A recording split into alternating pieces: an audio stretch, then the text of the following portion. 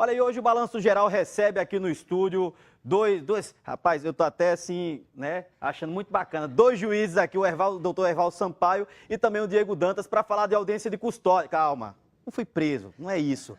A gente vai falar um pouquinho aqui, porque esse é um assunto, ainda que já tem aí algum tempo, bastante polêmico, principalmente porque há uma percepção de polícias, ou mesmo das pessoas aí, de que a audiência de custódia serve muito mais para soltar preso do que efetivamente para fazer cumprir a lei.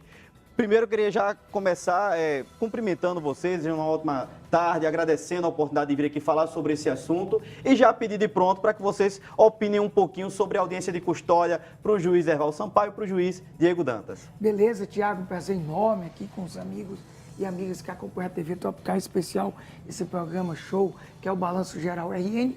E é muito interessante que a magistratura possa conversar claramente com os amigos e amigas, com a cidadania de um modo geral, sobre esse tema que é polêmico por natureza. E que, na realidade, você muito bem colocou, essa história de que a audiência necessariamente solta. Nós já temos esse problema independente da audiência de custódia, que nós vamos explicar aqui, foi uma resolução do Conselho Nacional de Justiça que impôs a obrigatoriedade dessa apresentação dentro de 24 horas, mas o problema é bem maior, porque já há na população a ideia errada, a gente tem que deixar muito claro, de que a polícia prende e a justiça solta. Não é isso. A justiça faz valer sempre a Constituição e as leis reputadas constitucionais. E nesse tema tem que ficar muito claro para todo mundo. A Constituição é clara em dizer que ninguém pode ser preso senão após a sentença condenatória transitada em julgado. Nós temos que entender isso. O que significa na prática, e é muito interessante, dentro das democracias, isso não é o problema do Brasil, o que a gente chama de princípio da presunção de não culpabilidade. As pessoas chamam de inocência. Presunção de inocência é na hora da aplicação em específico da pena. Para o processo, é justamente o quê? Não ir para a cadeia antes de ser considerado, evidentemente, culpado. Agora, pode ir para a cadeia, eu digo mais, deve ir para a cadeia. Não tem essa história de que pode não. Juiz não tem essa liberdade de fazer o que dá na cabeça dele. Então, nesse tema audiência de custódia, o que é que aconteceu?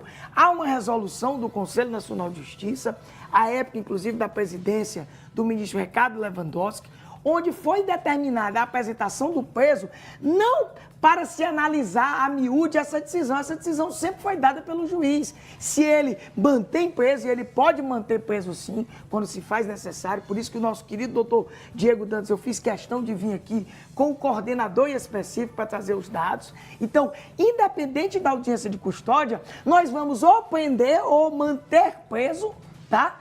Ou vamos o quê? Soltar. Mas nós vamos fazer isso porque a Constituição e a lei prevê.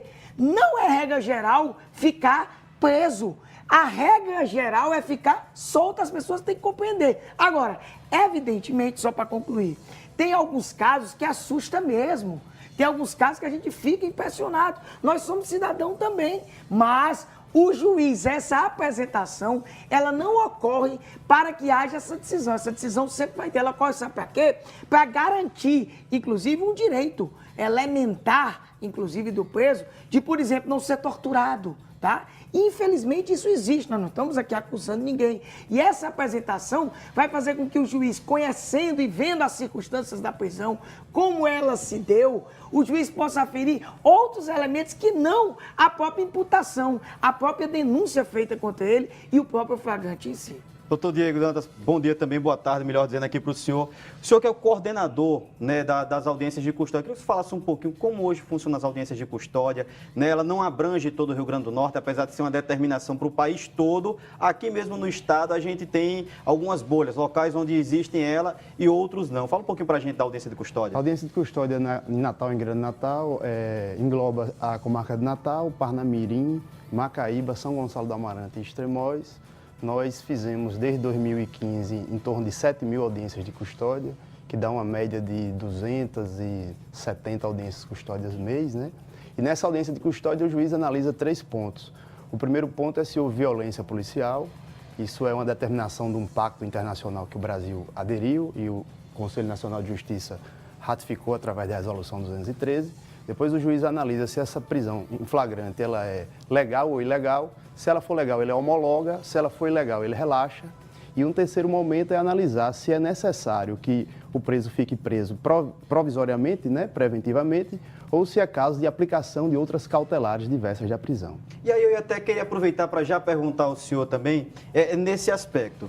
Ora, por que a lei é cumprida, então, nessa questão, quer seja dos acordos internacionais ou de resoluções nacionais mesmo? Aqui em Natal e no interior não. No interior, como é que fica essa situação? No interior, o juiz da comarca, pela baixa demanda de prisões, por exemplo, hoje em Natal, eu farei agora audiência de custódia, nós temos 8 atos. Uma comarca como Florânia, por exemplo, hoje não tem nenhuma audiência de custódia, provavelmente. Então elas acontecem, mas não com toda essa luz que a gente está acostumado a ver aqui em Natal, né, de audiência de custódia, de vários presos. Ela acontece de acordo com o que vai surgindo de demanda. Eu até fico à vontade para falar, porque na cidade que não havia e que nós estamos agora realizando, eu fui diretor do fórum, a cidade de Mossoró, que é realmente estranha. Doutor Diego trouxe o exemplo de uma cidade que é evidentemente uma comarca que tem menos prisões normalmente do que Mossoró. Mossoró tem prisão praticamente todo dia. E realmente existem problemas estruturais que todos os tribunais estão se organizando, há uma diretriz para que a audiência seja realizada. Mas como lembrou o doutor Diego, toda comarca, toda prisão, a necessidade, chamando ou não de audiência de custódia, é que o preso seja apresentado. Os juízes de Mossoró, mesmo antes da efetiva implementação que a gestão passada buscou na cidade de Mossoró, eu não consegui à época como juiz de Mossoró e não consegui como diretor do fórum por uma coisa muito simples. Você vai tomar um susto agora para você ver como é muito fácil colocar no papel. No papel cabe tudo, meu amigo Tiago. Por quê? Porque os presos não apareciam, Diego. Eu estava lá, eu e todos os juízes no plantão, dia de sábado e domingo, e na semana normalmente, porque na semana às vezes sequer aparecia, e o preso não aparecia. Como é que você vai fazer uma audiência de custódia?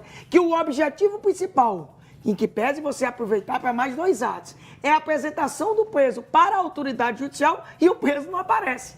Ora, se o preso não aparece, isso é um problema da Secretaria de Justiça, da Secretaria Penitenciária agora. E nós estamos acomodando a Corregedoria Geral de Justiça, o novo desembargador Amaury Moura está identificando, está olhando para ver se a gente consegue, na prática, fazer com que todo preso apareça. Mas, repito, todos os juízes das comarcas do interior fazem essa apresentação normal. Isso acontece. Agora, o ato, repito mais uma vez, de decidir em específico, a gente faz porque o preso está lá. Mas esse ato é feito independente de ter ou não ter audiência de custódia. Quer dizer, então, que na prática essa percepção que as pessoas têm, que a própria polícia tem também, de que está prendendo e na audiência de custódia está sendo solto, o número não é diferente do que acontecia antes de existir a formalização da audiência de custódia. Não. O número é o mesmo. O que tem mudado um pouco é a rapidez de análise dessas prisões que são ilegais. Antigamente, o preso passava, às vezes, 15, 20 dias para o juiz analisar se essa prisão dele era legal ou ilegal. E hoje não, o juiz em 24 horas analisa essa situação.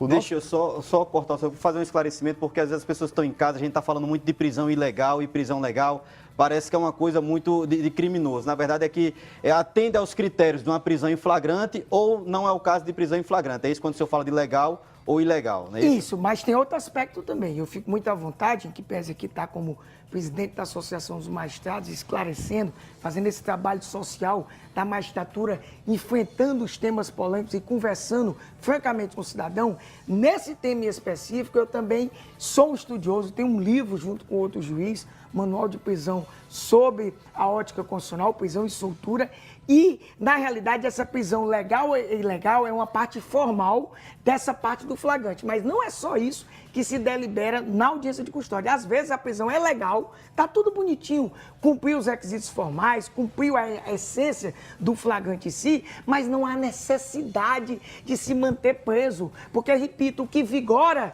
gostando ou não, é a Constituição. A Constituição impõe a presunção de não culpabilidade. Então, por exemplo, se não há necessidade do réu ficar preso, ou seja, se não tem nenhuma referibilidade de garantia à própria eficácia da prestação jurisdicional ou administração da justiça, você não pode prender antecipadamente, porque você vai estar presumindo a pessoa como culpada. Isso não existe, isso é um Estado democrático de direito constitucional. A gente tem que entender essa essência e explicar, e não ficar jogando, com todo o respeito que eu tenho, contra a justiça, porque a justiça cumpre a lei. O juiz, ele não é, o protagonista protagonista da democracia, ele é o guardião da democracia, ele é o guardião da Constituição e das leis. E aí eu pergunto então para vocês dois, por que é que as pessoas então têm essa percepção de que a audiência de custódia tem servido muito mais a soltar pessoas presas em flagrante do que efetivamente apenas fazer cumprir o que está na lei? Como o doutor Erval bem falou, essa decisão agora é muito mais rápida. Essa decisão que antes ficava em 10, 15 dias, essa decisão é tomada em 24 horas. Então, esse cidadão que não deveria estar preso, ou então que não deve ser mantido preso, ele em 24 horas ele é posto em liberdade. Né? De modo que você está resguardando o Código Penal e a legislação extravagante penal e também a Constituição Federal.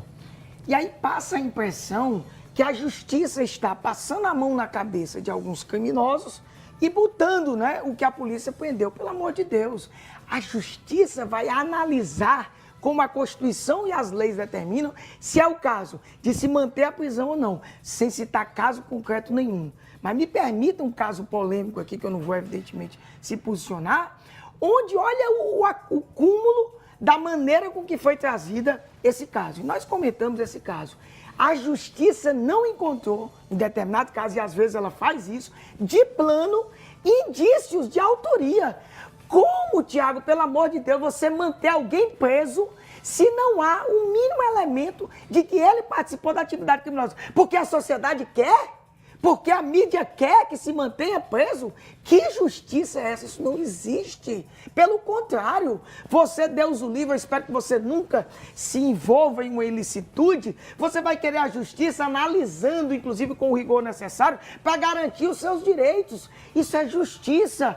E com todo o respeito que eu tenho a quem pensa em contrário, a justiça brasileira, a justiça potiguar, não vai agir assim o assado, porque a população quer, porque a pressão quer, a pressão da cidadania quer, ou porque a mídia quer.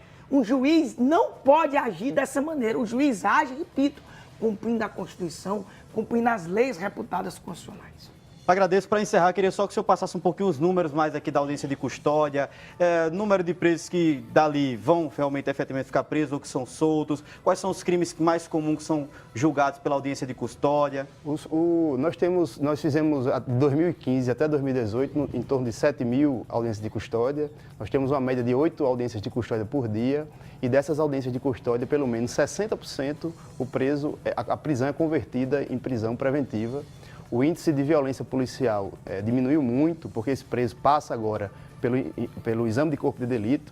E só para reforçar o que o doutor Evaldo falou, nessa audiência do custódia nós temos a participação também de um promotor de justiça, que é o órgão acusador, e a Defensoria Pública.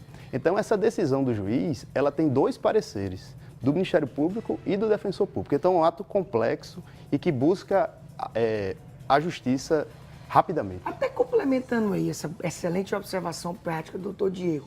Veja, o Ministério Público, titular da ação penal pública, representando uma sociedade corretamente, aquela pessoa que quer punir os infratores, temos que punir mesmo.